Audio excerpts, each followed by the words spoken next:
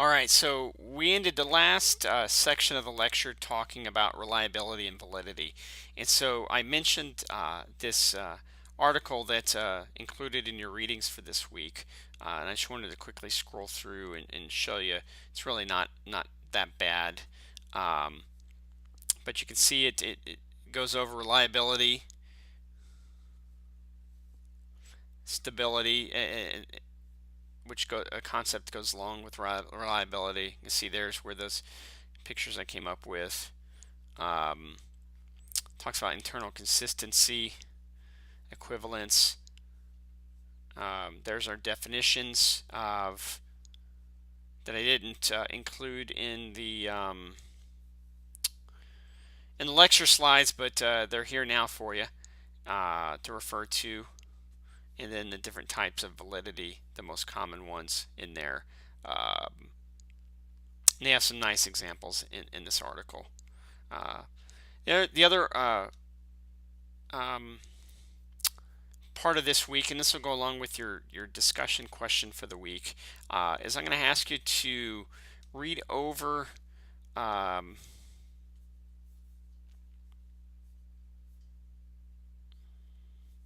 sorry about that. I don't know why I get my CNN popping up on there.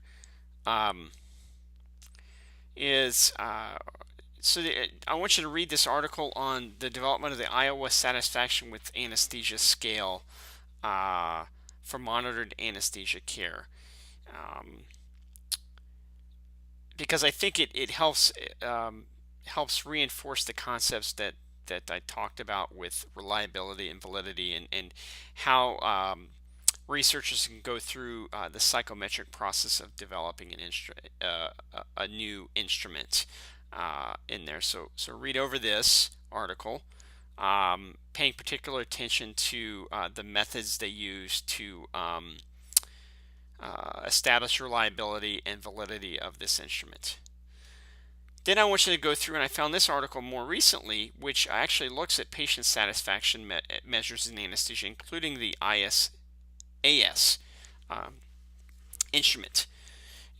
Same thing. I know it's a little bit of a long article. You don't need to memorize it. Just really read through it and follow the discussion questions, or the discussion question. But one thing I did want to point out to you is that it has this table one has a nice list of definitions in terms of how they go through that. But read through that and look at look at the discussion question. If you have any questions, you certainly can contact us.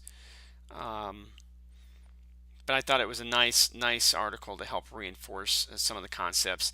This is has a nice summary of each of multiple different types of instruments, the number of questions, number of dimensions measured on the tools, response format, type of anesthesia and the results, and then they give a high-level overview in terms of their recommendations of the instruments if you get way down to the bottom of it. And I've actually highlighted a few of those areas for you in there. So and then this is just other information on Dr. Dexter's the ISAS if you wanted to take a look at it. All right, so let's get back to our lecture.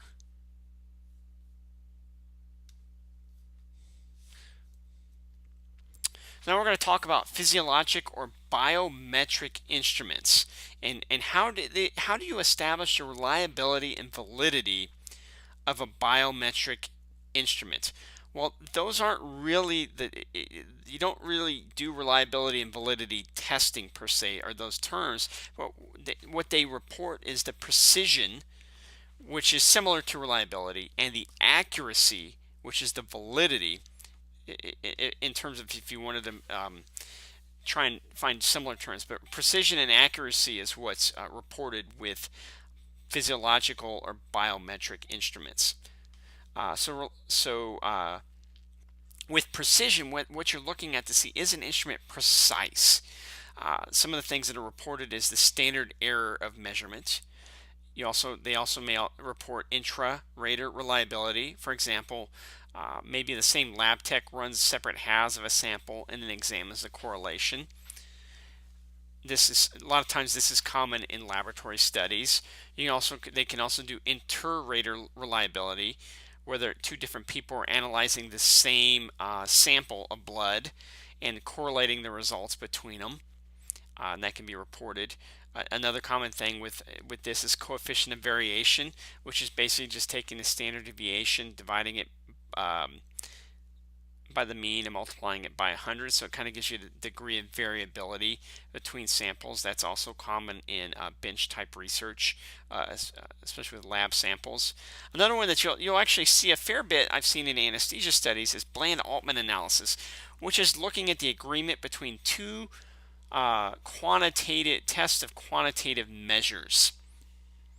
Now, accuracy, which is synonymous, I guess, with validity, is the correlation with known tools. It's also commonly reported with the sensitivity, specificity, or a composite of those is the receiver-operator characteristics.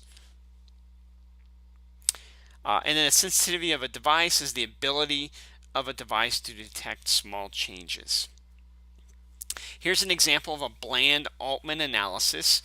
And this is where what they did, this was taken from a study that actually looked at ultrasonography, and it was comparing the depth at loss of resistance to the depth estimated from pre-procedural ultrasonography for epidural placement. And there's not really a number that they report, but they're basically going plus or minus roughly 2 standard deviations. And the key is you want to see a nice tight spread around the mean.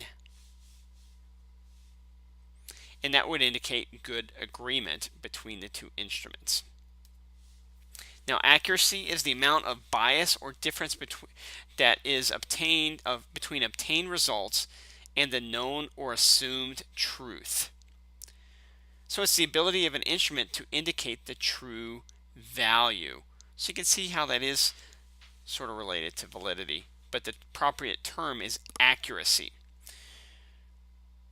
So some of the common accuracy terms that are reported for instruments, at least that are measuring biologic or biometric or physiologic processes, are the sensitivity and specificity.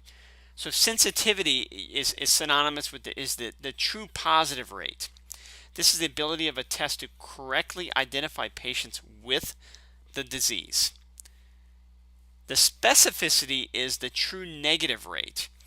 It's the ability of the test to correctly identify patients without disease.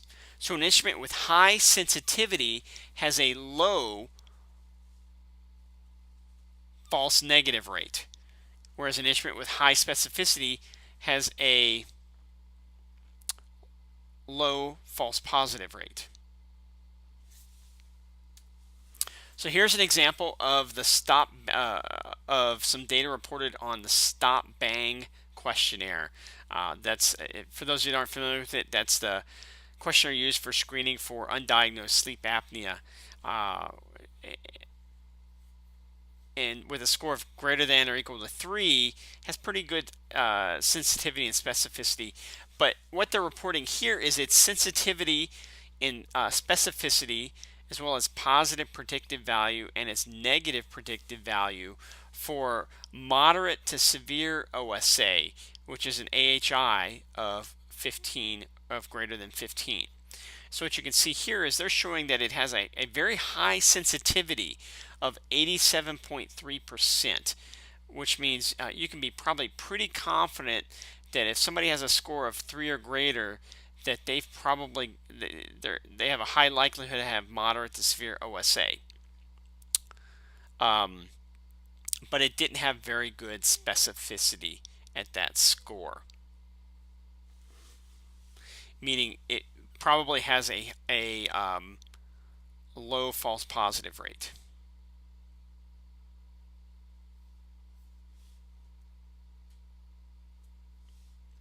Here's another way to look at sensitivity and specificity in examples. This is looking at pressure ulcers. So in here they're talking about what % of patients who actually developed a pressure ulcer were actually classified as being at risk. So that would be synonymous with sensitivity. Specificity would be what percent of all patients remaining pressure ulcer free did the scale accurately rate as not at risk? Predictive value of a positive predictive value of a test is how accurately does the risk assessment prospectively predict which patients will develop an ulcer, and the negative predictive value is how accurately does the risk assessment scale prospectively predict which patients will not develop a pressure ulcer. So you can see here that they're listing the sensitivity and specificity, the positive predictive value and negative predictive values of these particular instruments.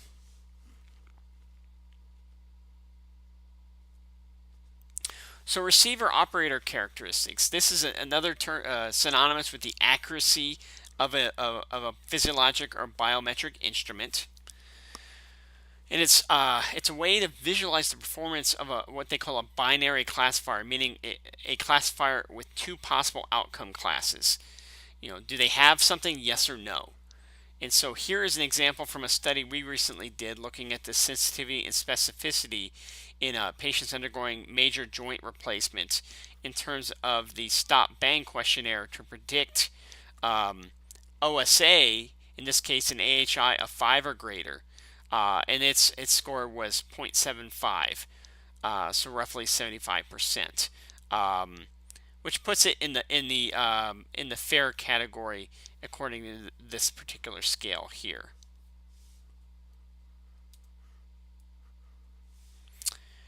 Another way of looking at accuracy for a biometric or physiologic instrument is looking at the correlation with known tools. And so this is commonly reported in the literature, and I've read this most commonly in my area of research looking at sleep apnea. And so when new devices come out, they always compare back to the gold standard of polysomnography, which is a laboratory-based sleep study. And so in this particular device, which is called a WatchPat, what they've done is they're reporting the R, which is the correlation value between the WatchPat and polysomnography, and they have a pretty high correlation coefficient. So correlation coefficient goes from 0 to 1. And so what they're showing here is numerous validation studies demonstrated a high degree of correlation in the RDI, which is the respiratory disturbance index, and the AHI between same setting WatchPat and polysomnography sleep studies with a correlation of 0.85 to 0.96. They also said that the scores were highly reproducible, showing correlation between at-home and in-laboratory studies. So that's just some data that goes on to that you might look for when you're looking at a biometric instrument. And finally, just wrapping things up, closing piece on this is going back to that concept of internal and external validity. So internal validity has to do with experimental control. External validity has to do with real-world practice. So this is the pull between efficacy, showing how well, say, that drug works, but it's in a very tightly controlled scenario, versus how effective is it in the larger population. And so that's where you see the pull between randomized controlled trials and observational studies. Both are very important study designs. And if what you see is if you find similar results across both types of study designs, you can be very confident in the results for that specific intervention. With that, I will wrap things up. If you have any questions, feel free to contact your faculty. Thank you.